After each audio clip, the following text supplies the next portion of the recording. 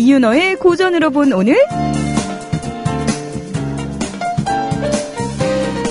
네, 매주 월요일 마포스퀘어 2부는 이윤호 선생님과 함께합니다. 안녕하세요, 선생님. 예, 안녕하세요. 네, 지난 시간의 반응들이요, 역시 이윤호다. 이런 반응들이었습니다.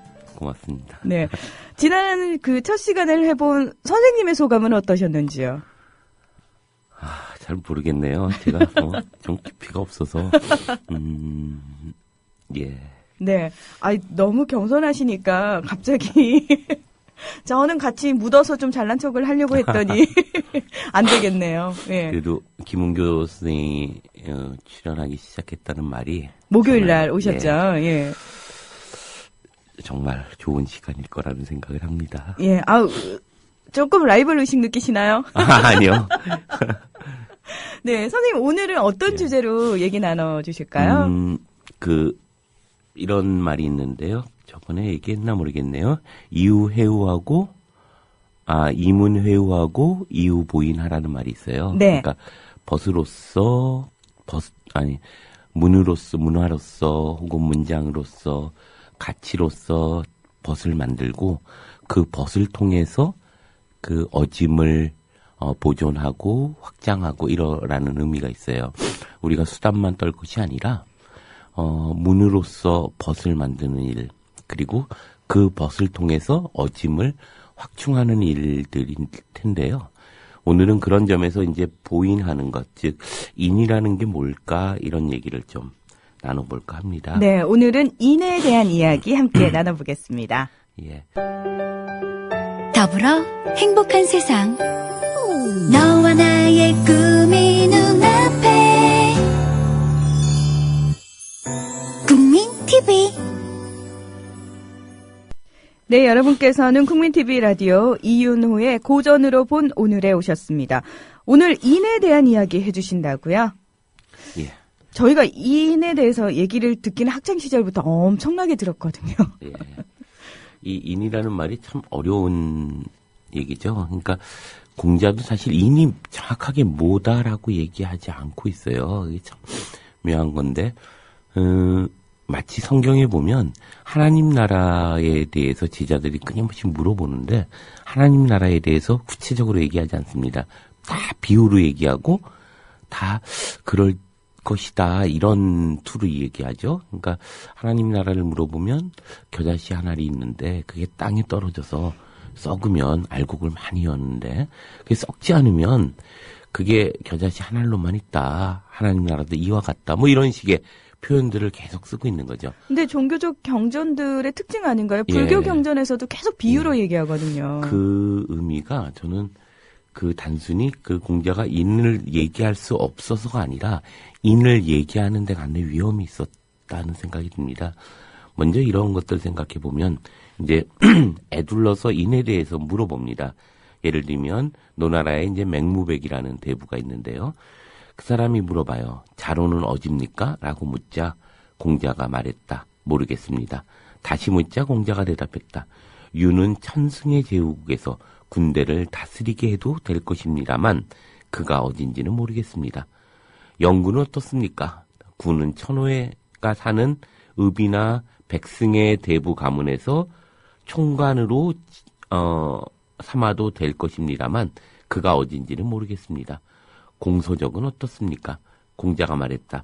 저기는 관대를 단정히 묶고 조정에 서서 국빈들과 외교 담화를 나누도록 해도 될 것입니다만 그가 어딘지는 모르겠습니다. 이런 얘기를 합니다.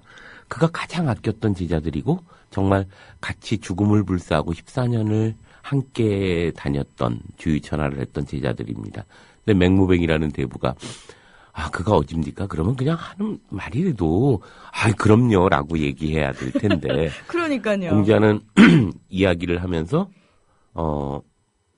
그가 어딘지는 모르겠습니다. 계속 이야기를 합니다. 여기에는 의미가 있죠. 뭐냐면 맹무백이 묻고자 하는 것을 간파한 겁니다.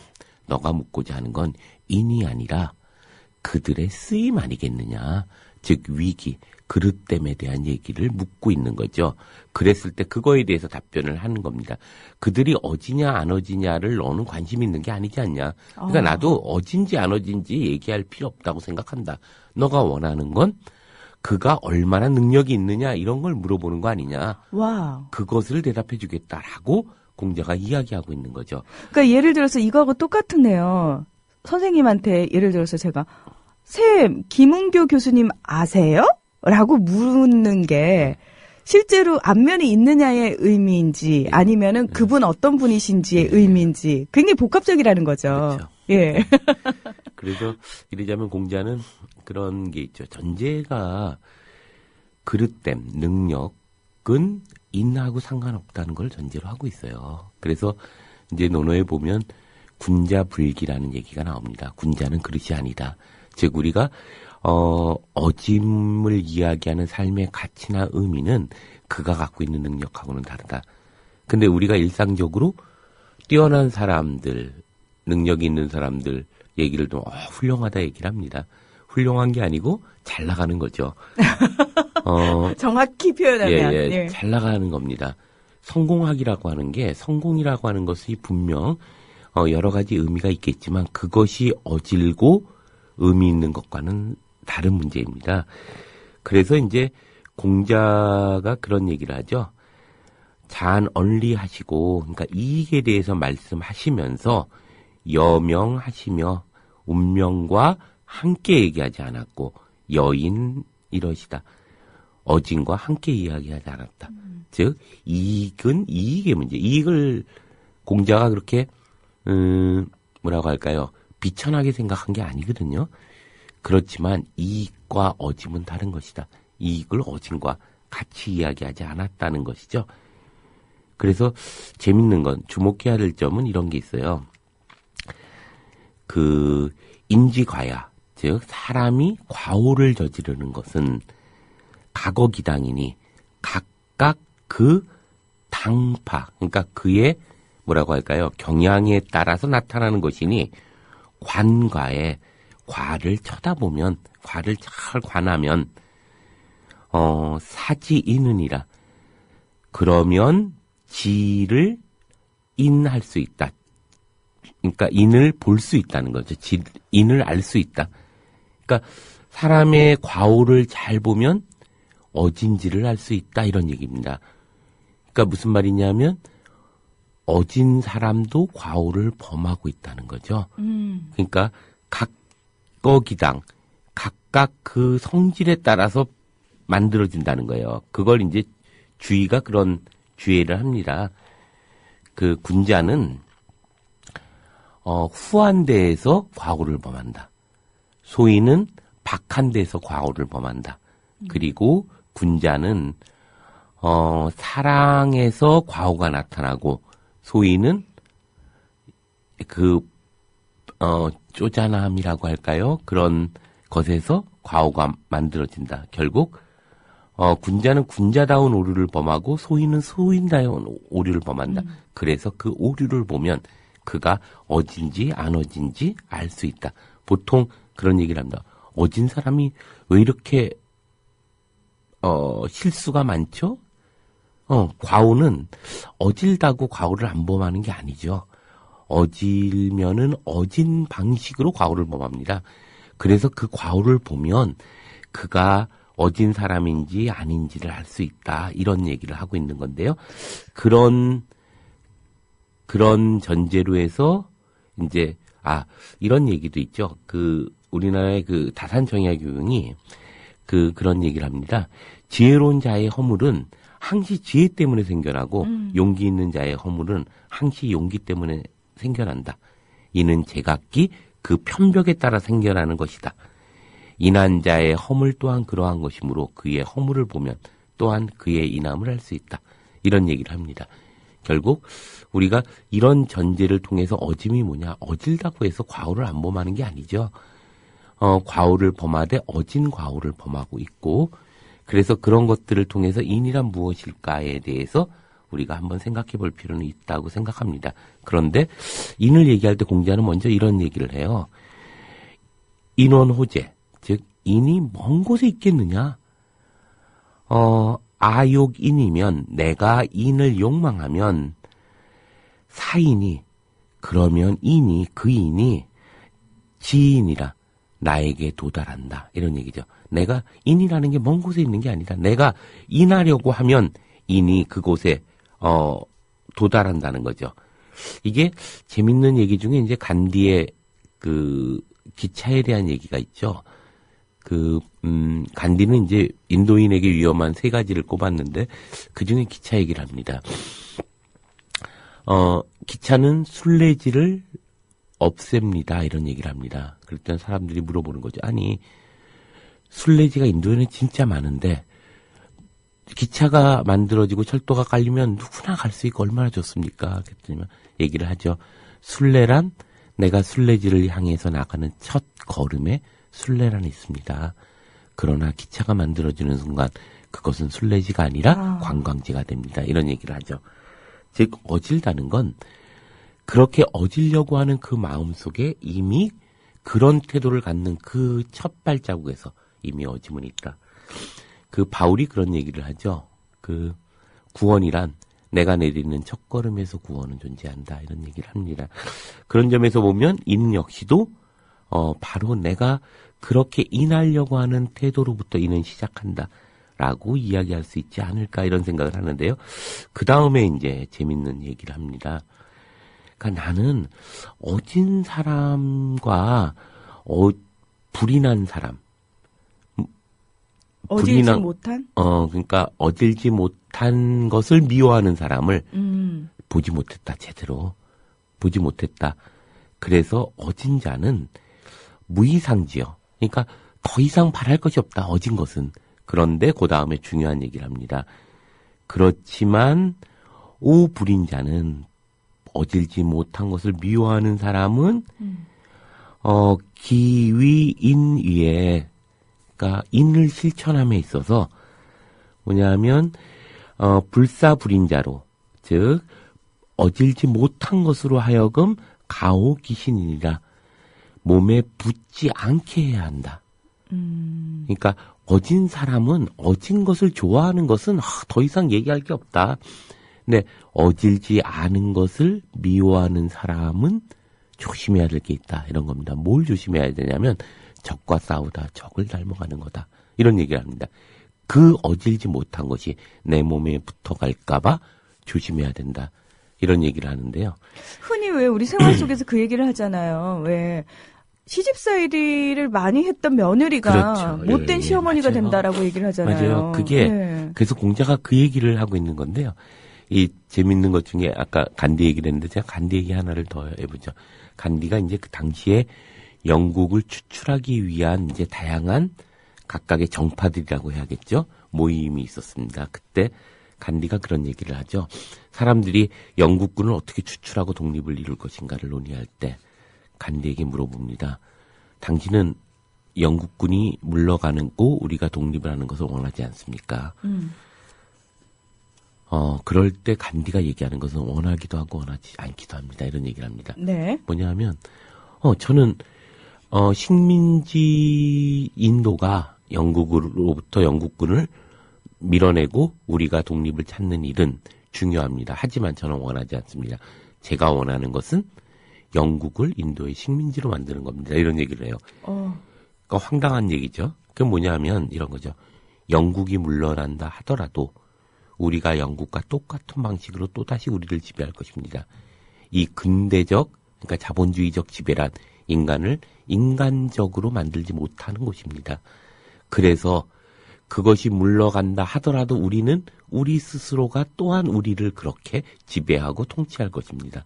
그것은 아무런 의미가 없습니다. 영국인이냐 인도인이냐 이게 중요한 게 아니라는 거죠. 중요한 것은 우리의 삶의 방식, 우리의 신이 명하는 방식으로 살아온 방식으로 역으로 영국을 식민화해야 합니다. 그들에게 삶을 가리키고 그것의 의미를 가리키는 것이 중요합니다. 이러면서 이제 스와리지라고 하는 인도의 자치를 주장하게 되는데요. 이게 정말 우리가 되새겨 볼 문제예요. 그러니까 똑같이 식민지라는 표현을 썼지만 굉장히 다른 의미의 식민지인 거죠. 그래서 누가 식민지냐 아니냐가 중요한 것이 아니라 어떤 방식으로 통치하는가 하는 문제가 중요한 거죠. 오리엔탈리즘을 우리가 많이 얘기하는데요. 사실 오리엔탈리즘이라는 것이 서양이 동양을 지배하는 방식이잖아요. 이분법적으로. 자신들은 문명이고 동양은 야만이라고. 근데 그들이 물러가고 나서 우리는 똑같이 우리와 그들이라는 이분법을 가지고 이야기를 합니다. 제가 옛날에 그 효순이 미소니 사건 때 예, 갔는데 거기 옆에 미국인이 있었어요. 촛불을 들고 가는데 물어봅니다. 어디서 왔냐고. 미국에서 왔다니까 갑자기 막 소리를 지르는 거죠. 어디 싸졌게 미국 놈이 뭐 이러면서 예, 양키 고음을 외치기 시작합니다. 네. 도대체 그 미국인은 왜 한국인들에게 그런 수모를 받아야 할까? 평화를 위해서 온 그들이. 즉 이런 이분법. 우리는 다 정당하고 너희는 다 잘못됐어라고 하는 이분법은 역시 마찬가지로 서양이 동양을 지배했던 방식의 이분법을 그대로 우리가 따라하고 있는 것은 아닌가. 그런 점에서 공자가 얘기하는 것은 어진 것을 좋아하는 것은 아무런 문제가 없다. 그렇지만 어질지 못한 것을 미워할 때는 조심해야 된다. 무엇을 조심해야 되냐면 그것이 내 몸에 붙을까 조심해야 된다. 어질지 못한 것이. 이런 얘기 속에서. 그 생각이 떠오르네요. 나의 손가락 하나가 상대방을 손가락질을 할 때 가리킬 때 나머지 세 손가락은 나 자신을 가리키고 있다. 예. 그래요. 또 그런 얘기가 있습니다. 불인자는 어질지 못한 사람은 불가히 구처약이며 즉 뭐냐면 무엇을 공궁함, 약이라는 게 공궁함, 가난한 이런 거죠. 가난함에 오래 처할 수 없다. 그리고 불가히 장철악이니 이런 얘기를 합니다. 그러한 즐거움에 또한 오래 처할 수 없다. 무엇이 불인자는 어질지 못한 사람은 가난함에 오래 처하지도 못하고 그리고 즐거움 상태에 오래 있지도 못한다. 어진 사람은 어진 상태를 편안하게 하고 그리고 지혜로운 사람은 어짐에서 그 어짐을 이로움을 취한다 이런 얘기를 합니다. 다른 편에 보면 이런 얘기를 하는데요. 부귀를 얻기 전에는 얻을 것을 걱정하고 이미 얻고 나서는 잃을 것을 걱정하니 만약 잃을 것을 걱정한다면 못할 것이 없게 된다라는 얘기를 합니다. 결국 우리의 현실 사회라는 것이 뭐라고 할까요? 교환가치, 즉 얼마짜리라고 하는 것에 의해서 모든 가치가 결정되죠. 대학의 순위도 결국은 그가 사회에서 얼마짜리로 행사할 수 있을까에 의해서 만들어지고요. 그러기에 엄청난 비용을 들여서라도 대학 입시를 치르게 하고 그가 어느 대학에 들어가는가 하는 문제가 인생의 7할 8할을 결정하고 있습니다. 당신이 누구인지 이야기하지 마십시오.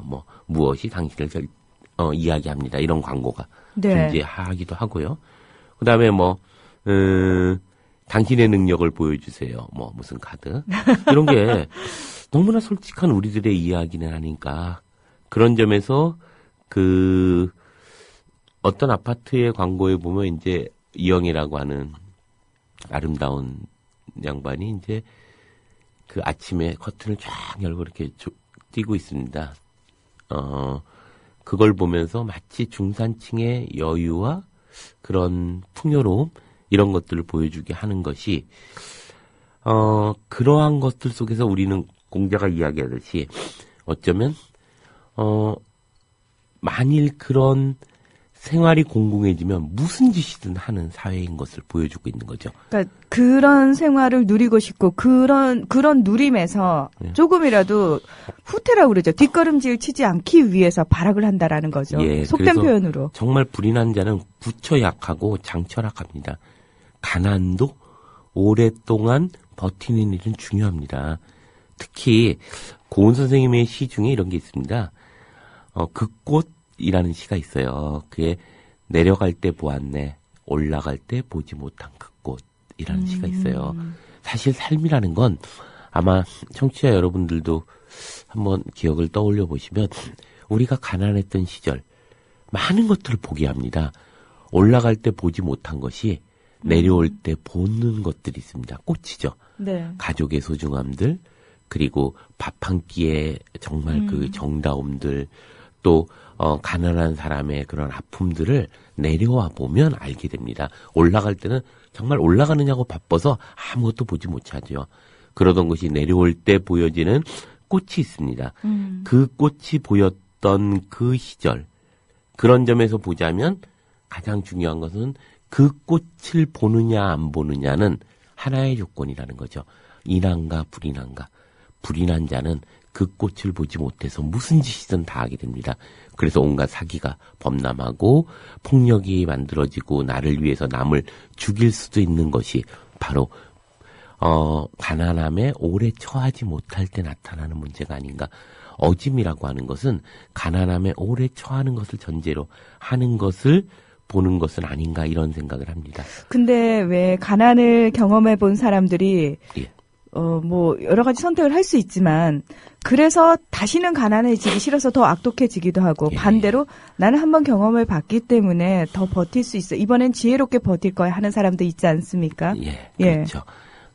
그런 점에서 보면 도리어 이제 공자가 얘기하는 것은 우리가 가난함이냐 아니면 즐거움이냐 하는 것은 아까 얘기했듯이 이에 관련한 문제고 그것은 또 다른 영역의 문제일 것이다. 그렇지만 어질다는 것은 그것을 굳혀 약하고 장철학하는 것이어야 한다.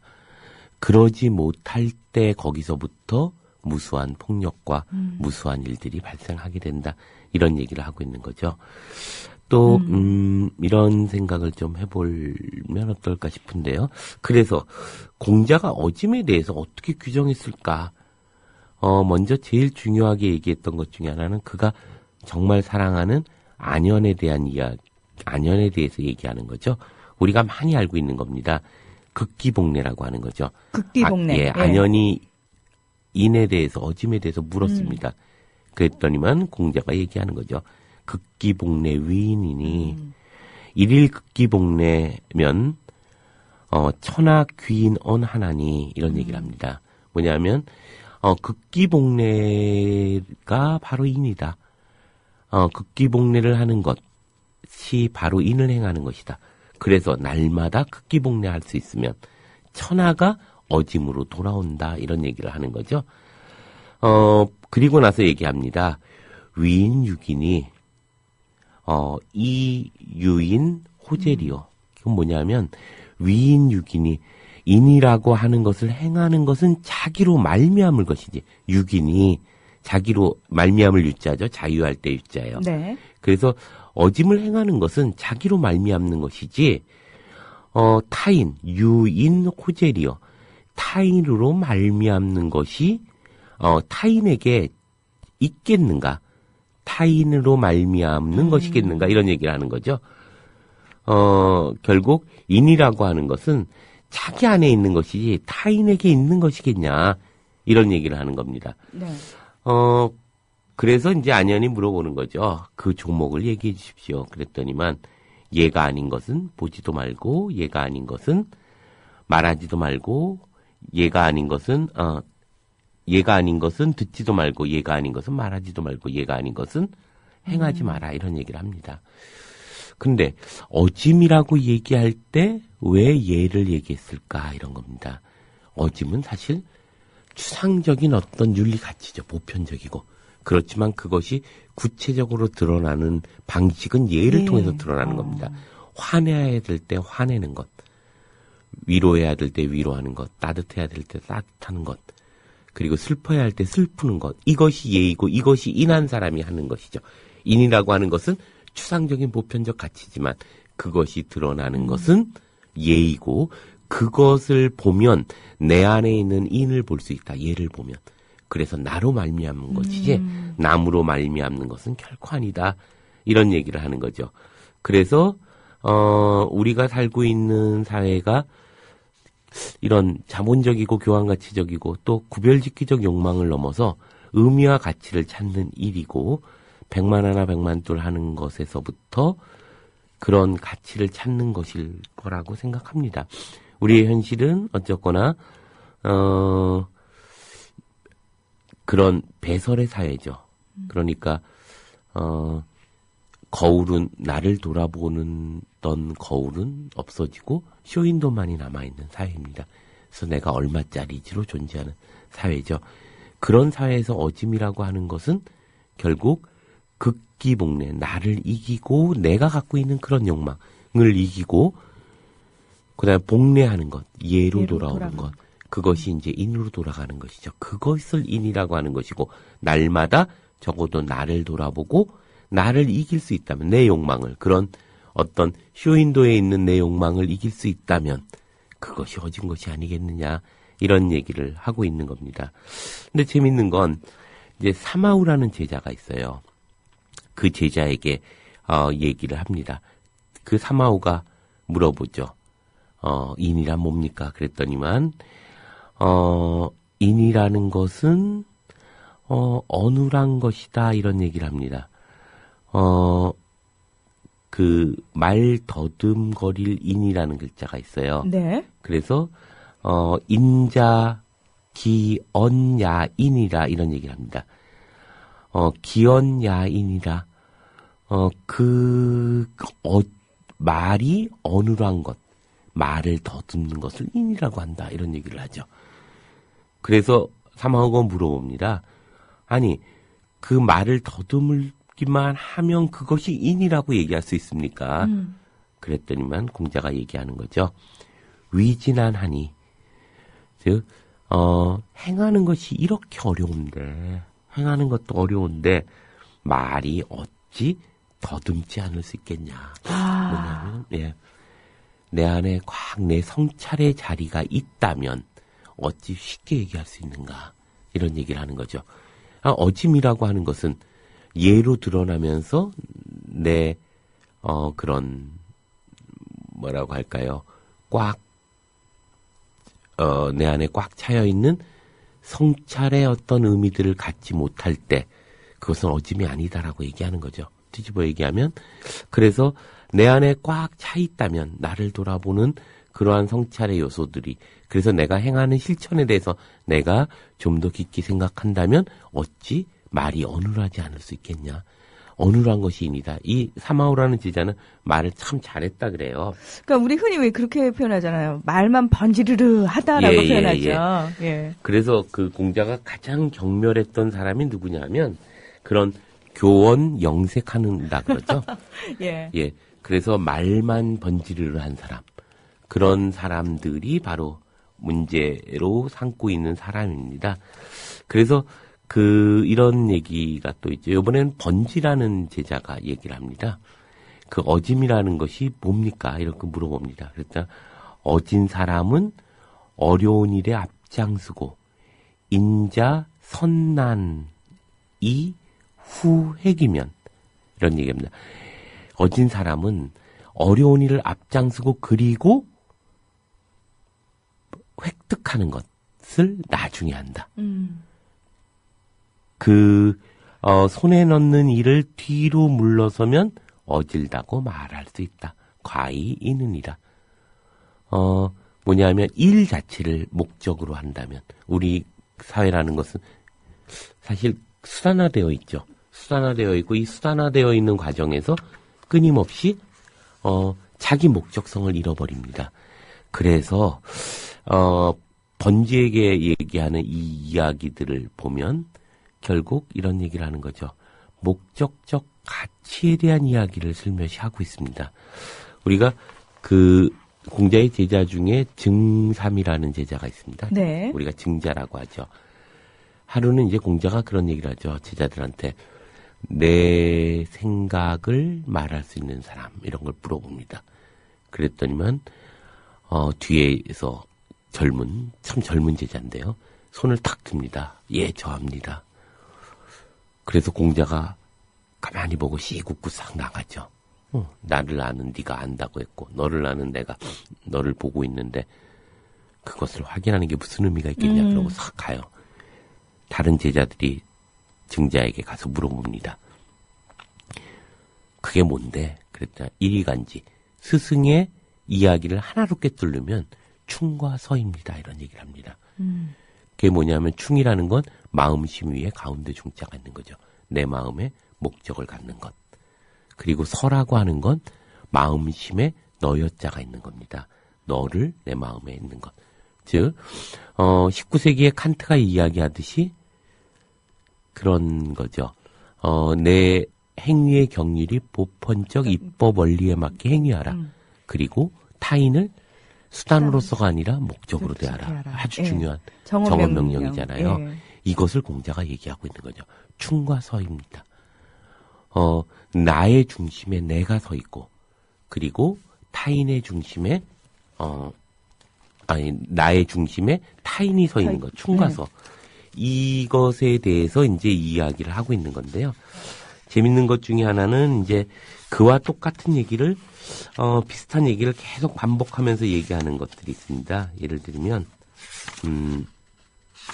마치 아까 그 공자와 증자의 어떤 그 상황이요. 부처님과 제자들 그 염화 시중의 미소와 비슷한 상황이네요. 예. 맞아요. 그게 이제 후계자를 뽑는 자리였던 것 같아요.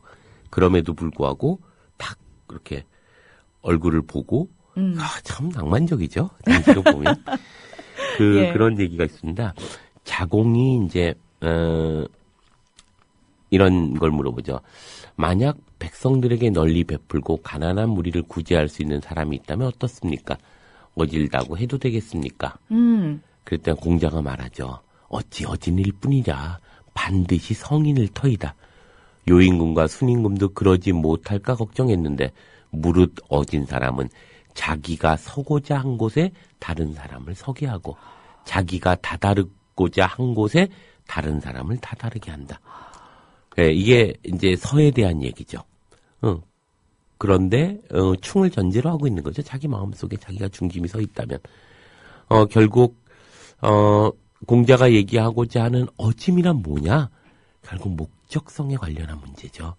내가 수단화되는 것이 아니라 언젠가 제가 가나다리 고진의 윤리를 얘기하면서 만일 우리가 이라크가 목적적이라면 우리가 전쟁에 참여하지 않을 것이며 미국이 자신의 이익을 위하여 이라크에 수십만 명의 주민들을 학살하지 않았을 것이다. 끊임없이 자기를 위하여 타인은 수단화되는 현실 속에서 살고 있기 때문에 그런 것 아니겠는가 이런 얘기를 한 적이 있는데요. 네. 그것을 이제 공자는 2500년 전에 이야기를 하고 있는 거죠. 또 재밌는 것 중에 하나 이런 게 있습니다.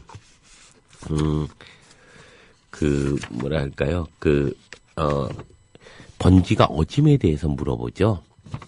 그랬더니만 거처공하고 그다음에 집사경하고 여인 충하라 이런 얘기를 합니다. 뭐냐면 집에 있을 때 공손하고 일을 할 때 경건하고 다른 사람을 대할 때 충해라. 그 말은 뭐냐면 생활 속에서 삶 속에서 공경하고 그리고 일 속에서 무엇인가를 겸손하고 그리고 다른 사람과의 관계에서 충성스러워라. 이게 바로 인이죠. 즉 상과 일과 관계가 다 목적으로 존재한다면 그것이 바로 어짐의 가치는 아닐까. 우리는 사실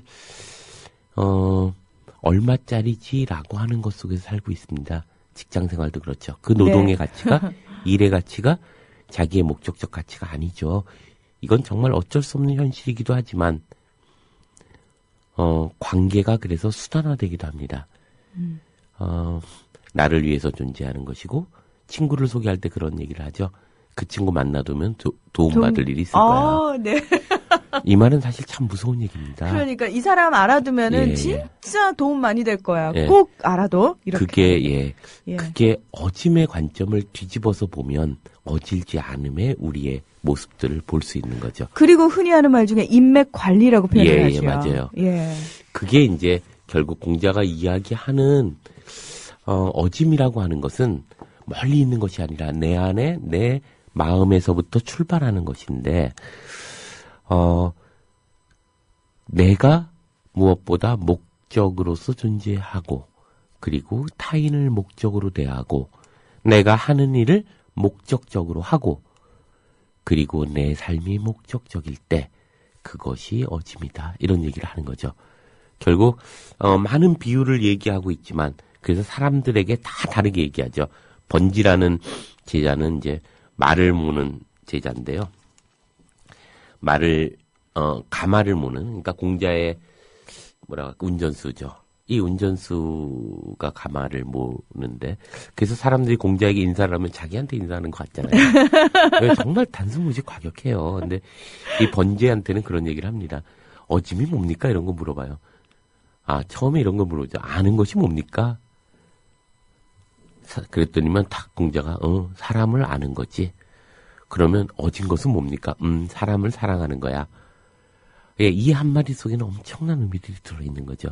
결국 그것은 그 사람을 사랑한다는 것은 그 자체가 하나의 목적으로 존재할 때, 그래서 내 몸보다 더 귀하게 존재하는 서에 관련한 문제죠. 그래서 충과 서의 의미들을 공자는 이야기하고 있는 것은 아닌가 이런 생각을 하게 되고요. 이런 어짐의 문제들을 이야기할 때 이제 이런 얘기를 하나 추가할 필요가 있을 것 같은데요. 우리가 인자요산하고 지자요수한다는 얘기가 있잖아요. 사람들이 이게 무슨 말이지? 그러니까 어진 사람은 산을 좋아하고 그다음에 지혜로운 사람은 물을 좋아한다. 그리고 그래서 인자는 고요하고 지자는 움직인다. 이런 얘기를 합니다. 그거는 이런 거죠. 한번 지금까지 얘기했던 것을 생각해 보면서 이런 생각을 해보죠. 어질다는 것은 거대한 추상적인 어떤 윤리입니다. 추상적인 윤리에서 그것을 움직이는 것이 아니에요. 그것은 우뚝 서 있는 것이죠. 거대하게 내 기준이 되고 있는 거죠. 내가 살아갈 것의 기준이 되는 것입니다. 그런데 그것이 실제로 드러나는 것은 예를 통해서 드러나죠. 네, 아까 극기 복예라고 표현을 하셨죠. 예라고 하는 건 끊임없이 변화하는 상황에 맞게 처신하는 거죠. 슬플 때 슬픈 것이고 화낼 때 화내는 것이 예이기도 합니다. 그리고 싸워야 할 때 싸우는 것이 예이기도 합니다. 열심히 일할 때 열심히 일하는 게 예이기도 합니다. 그렇죠. 흘러가는 물 같은 거죠. 지자라고 하는 것은 이 인과 예를 아는 사람이 지혜로운 사람이죠. 그래서 인자는 요산하는데 지자는 요수합니다. 이것이 움직이고 변화하는 것을 알게 됩니다. 그래서 인자는 고요하고 그리고 지자는 움직입니다. 그리고 인자는 오래 살고 지자는 즐겁습니다. 하기편 처음에 이제 논어 처음에 나오는 것 중에 하나가 이런 얘기를 하죠. 배우고 때에 맞춰서 익히니 또한 즐겁지 아니하리요. 하기 시수지 불력 열호와 열호와 이런 얘기를 합니다. 내가 지혜롭다는 것은 바로 이것을 아는 거죠. 인과 예를 아는 겁니다. 인과 예를 안다면 즐거운 거죠. 지자는 즐겁습니다. 이 변화하는 이것을 아는 거죠. 인과 예의 변화를 아는 것이고, 그래서 여기서 얘기하고자 하는 건 인자가 요산하는 것이 중요한 것이 아니라 지자가 요수하는 것이 중요하죠.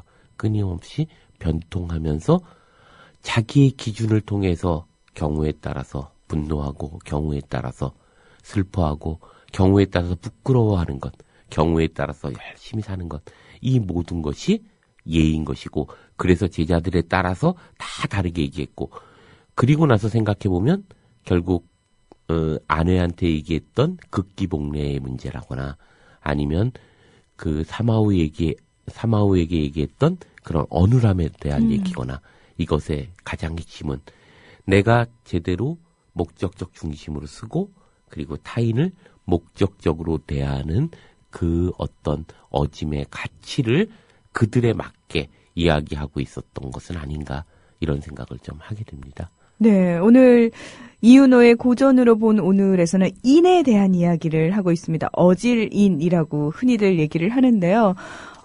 이미 다 알고 있었던 내용이고요. 그리고 한 번쯤은 들어본 내용들인데 선생님이 다시 정리를 쫙 해주시니까 사실은요, 끊임없이 다른 사람을 향했던 시선이, 밖을 향했던 시선이 제 안으로 들어오는 그런 느낌이 들어요. 나를 살펴보게 되는. 그렇죠. 특히 우리 사회가 만들어내는 그런 능력, 그런 뭐라고 할까요? 그런 기능적 능력, 이런 것들에 대해서 공자는 일침을 놓는 거거든요. 그 군자 불기라, 군자는 그릇됨이 아니다, 이런 얘기를 하죠. 그래서 이제 자로가 이제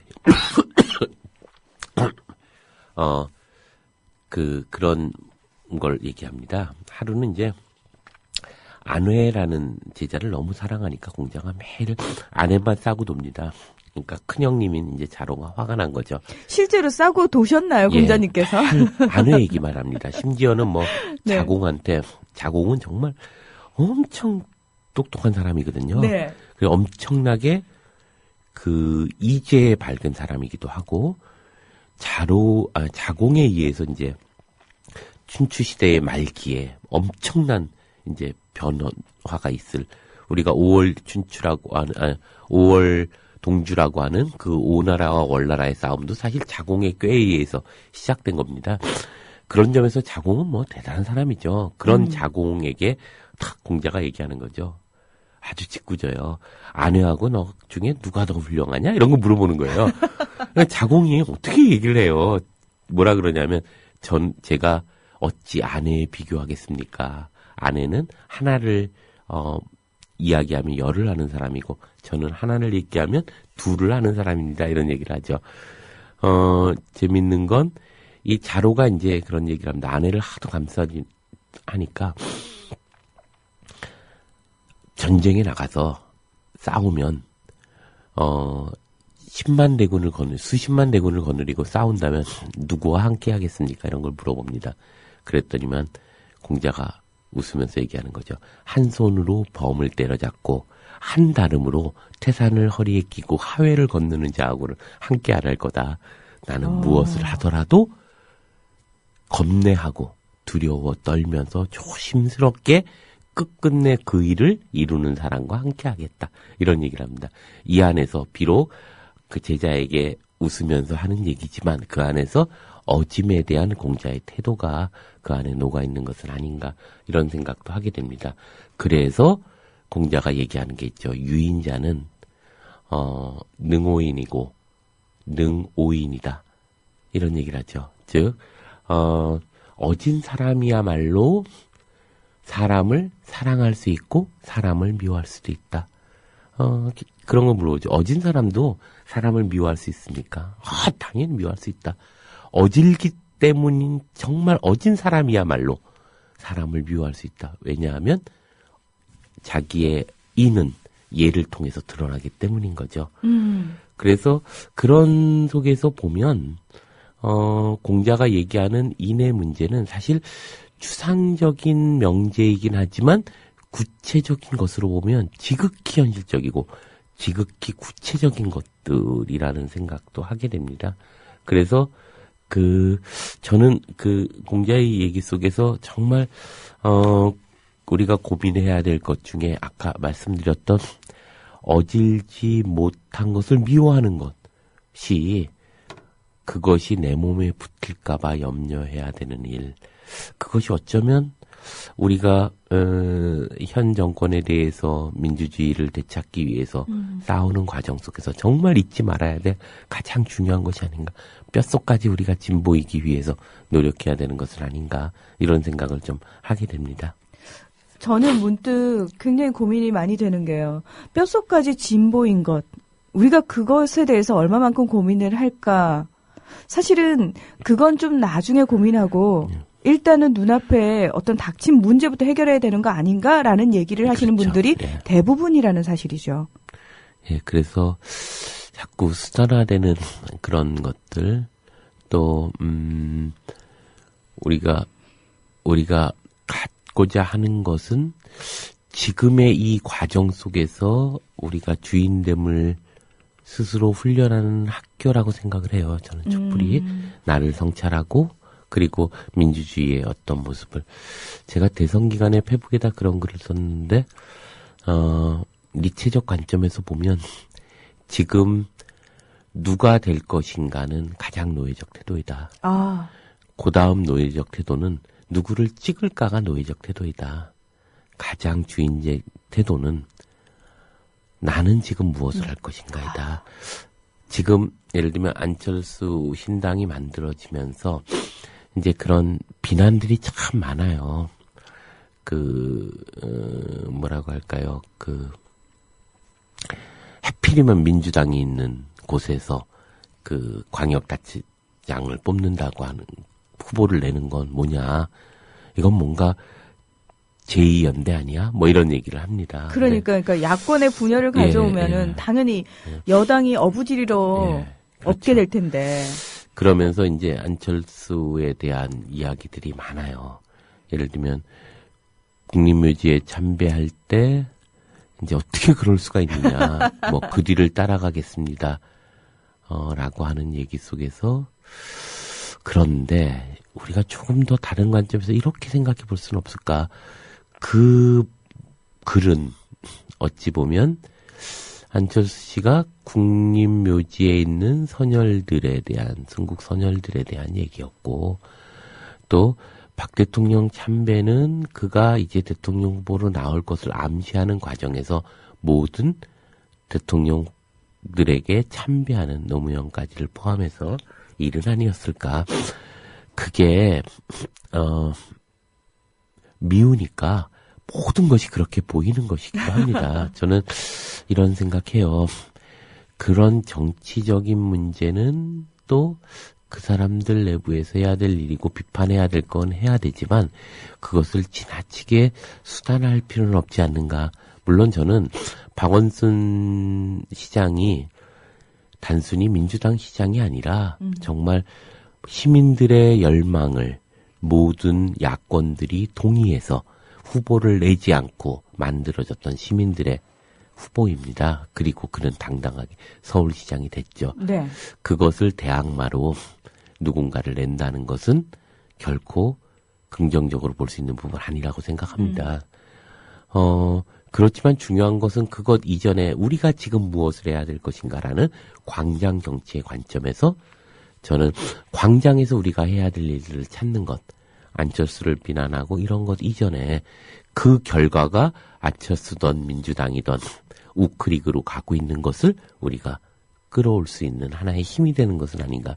우리가 우리의 정치적 행위를 무엇인가를 그런 정치권으로 자꾸 유보하는 태도, 이건 역시도 우리가 스스로가 주인되지 못하는 태도라는 생각도 듭니다. 그런 점에서 우리가 가끔은 우리가 미워하고자 하는 것이 미워할 건수를 찾고자 하는 것들 속에서 과도하게 나타나는 것들도 많은 거죠. 그건 새누리당이나 현 정권에 대한 문제에 대해서도 마찬가지일 거라는 생각도 듭니다. 그런 점에서 보면 우리가 인하다는 것은, 인함을 좋아하는 것은 최고의 것이지만 더 중요한 건, 저는 이게 정말 더 중요하다고 생각을 해요. 인하지 않은 것을 미워하는 것은 그 인하지 않음이 내 몸에 붙을까봐 염려하는 것. 이게 진짜 중요한 일은 아닌가, 이런 생각도 좀 해봅니다. 네. 불교에서도 그런 얘기가 있어요. 그러니까, 이걸 해야 됩니까? 안 해야 됩니까? 라고 묻지 말고, 왜 해야 되고, 왜 하지 말아야 되는지에 대해서 고민하라고 얘기를 하거든요. 그러니까 같은 행위를 두고도, 부처님이 어떤 때는 잘했구나라고 얘기를 하고, 어떤 때는 그건 잘못했다라고 얘기를 하거든요. 근데 사람들은 어리석어서, 왜 똑같은 행위인데, 같은 잣대를 들이대지 않습니까? 라고만 질문을 할 뿐이지 왜 그 행위가 나왔는지에 대해서는 생각을 하려고 하지 않는다는 거죠. 그렇죠. 예. 논어에 보면 그런 얘기가 있어요. 염유가 물어봅니다. 이제 선생님께서 위나라 군주를 위해서 일하실까요? 그랬더니 자공이 말하죠. 내가 가서 물어보겠습니다. 들어가서 그리고 나서 공자에게 물어보죠. 백이와 숙제는 어떤 사람입니까? 이런 얘기를 합니다. 네. 그때 공자가 옛날에 현인이시다. 다시 자공이 물어보죠. 한탄을 했습니까? 그랬더니만 공자가 말하죠. 어짐을 구하여 어짐을 얻었는데 무엇을 한탄했겠느냐? 그랬더니만 자공이 나와서 말하는 거죠. 선생님께서 하지 않으실 겁니다. 이러고 얘기를 합니다. 참 옛사람들의 이 언어라는 건 대단하죠. 서로 이렇게 운을 떠본 것을 가지고 와서 다 어떤 결론에 도달하는데요. 여기에서 이제 이런 거죠. 그가 정치적 이익이나 또는 성과, 승리 이런 것의 문제가 아니라 그가 인했다면 무엇을 한탄했겠으며 비록 고사리를 먹고 죽었어도 굳혀 약한 것이죠. 그가 충분히 인했는데 무엇을 더 한탄할 것이 있겠느냐라고 하는 얘기 속에서 우리가 어질게 산다는 것이 저는 쉬운 문제가 분명 아닐 것이라고 생각합니다. 그런데 논어를 읽으면서 제가 느끼는 것 중에 하나는 두 가지일 것 같아요. 하나는 내가 내 삶의 주인이다라는 걸 깨닫는 것. 그리고 그렇게 깨닫는 내 안에서부터 이미 어짐은 시작된다는 거. 네. 그래서 그러고 나면 내가 나처럼 남을 대할 수 있는 훈련을 조금씩 하는 것이 어짐에 대한 훈련이 아닐까 이런 생각을 합니다. 근데 내가 나의 주인이 된다는 것, 중심이 된다는 것 우리는 훈련하지 않았어요. 늘 수단적으로 살았거든요. 생각해보면 고등학교 때 왜 공부를 했겠어요? 대학 가려고 공부하잖아요. 네. 수단적이잖아요. 네. 대학 때 왜 공부했겠어? 취직하려고 공부한 거죠. 네. 그래서 속물이 되려고 하지만 속물이 못 되는 잉여로 남아있는 거죠. 이것이 우리들의 어떤 삶이었고 지금도 왜 열심히 일하냐 하면 일이 좋아서가 아니라 승진하기 위해서죠. 돈 많이 벌기 위해서요. 다 수단적 삶으로 살아온 거죠. 네. 그래서 어떤 소설에 보면 그런 얘기를 합니다. 어떤 사람이 그 넥타이 이쁘지라고 탁 물어보니까 하는 얘기가 너한테 아름다움이 있어? 너의 아름다움은 너의 사장님의 아름다움 아니야? 이런 얘기를 하면 빈정거리는 장면이 나와요. 그렇죠. 우리가 우리의 미학조차도 아름다움마저도 타인의 시선에 의해서 존재하는 맞아요. 거죠. 그래서 네. 우리는 우리의 욕망, 예를 들면 BMW나 벤츠 자동차가 좋은지 나쁜지 알지 못합니다. 그런데 그것이 타인의 욕망으로부터 자기의 그런 구별짓기를 만들어내는 거죠. 그래서 자기 욕망이 없을 때 우리가 가장 중요한 것은 내 삶에 내가 주인 되는 것. 그것이 정치죠. 정치라는 것은 멀리 있는 것이 아니라 내가 하나하나 하는 행동으로부터 주인으로서 자기 자리를 차지하는 것. 이것일 거라고 생각을 하고요. 그것이 저는 그렇게 만나서 만들어질 때 공론장이 만들어지고 그 공론장이 민주주의를 앞당기는 일이라고 생각합니다. 저는 민주주의가 결국 민중이 혹은 시민이 주인 된다는 것을 의미하는데요. 주인 될 자격들을 훈련하는 일은 민주주의를 찾는 일과 동시에 아주 중요한 문제는 아닌가. 우리가 주인이 아닌데 주인됨이 있겠어요? 끊임없이 무엇인가 의탁하고 정치에 비굴하게 의존하고 그리고 우리의 삶을 끊임없이 관계에 규정하고 있는 우리들이 거기에 무슨 주인됨이 있겠나 하는 생각도 듭니다. 그런 점에서 민주주의를 찾는 일은 동시에 우리가 주인됨을 찾는 일이기도 하고요. 그런 점에서 촛불은 참 의미 있는 정치 학교라는 생각이 듭니다. 그 속에서 우리가 주인됨을 확인하는 일이기도 하고요. 그 안에서 그거에 참여한 어느 단체가 뭐가 문제고 무슨 당이 뭐가 이게 아니고 내가 그곳에서 주인됨을 선포하는 일이 저는 촛불의 가장 중요한 의미는 아닐까 이런 생각도 합니다. 어떤 의미에서 지금 우리가 처하고 있는 이 상황이요. 예. 나 자신을 주인으로 만들 수 있는 가장 귀한 시간 속에 존재하고 있구나라는 생각이 들어요. 그렇죠. 예. 그러니까 정작 우리가 바라봐야 할 것은 저 멀리 있는 곳이 아니라 타인이 아니라 나 자신이고 나 자신을 제대로 주인 삼아서 바라봤을 때만이 사실은 타인도 제대로 볼 수 있고 우리가 가고자 하는 길을 제대로 갈 수 있겠구나 그런 생각이 듭니다. 예. 그런 점에서 보면 참 해야 될 길이 멀죠. 해야 될 일도 많고 네. 해야 갈 길이 참 갈 길이 멀고. 예. 이 속에서 우리가 중요한 것은 우리 주인됨을 하나씩 찾아나가는 일. 이것이 아마 지금 2014년 대한민국에서 우리가 찾아야 될 가장 중요한 의미는 아닐까 이런 생각도 합니다. 네. 이은호 선생님 오늘 인에 대한 이야기 해주셨는데요. 오늘도 정말 너무 좋은 말씀으로 자기 자신을 또 돌아볼 수 있는 소중한 시간 마련해 주셔서 고맙습니다. 예, 감사합니다. 마포스퀘어는 여기서 문을 닫겠습니다. 함께해 주신 여러분 고맙습니다.